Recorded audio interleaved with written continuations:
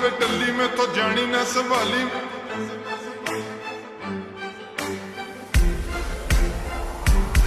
ਉਹ ਕੁੜੀ ਦਾਰੂ ਪੀਂਦੀ ਬਾਲੀ ਤੋਂ ਲਾਲ ਟੌਪ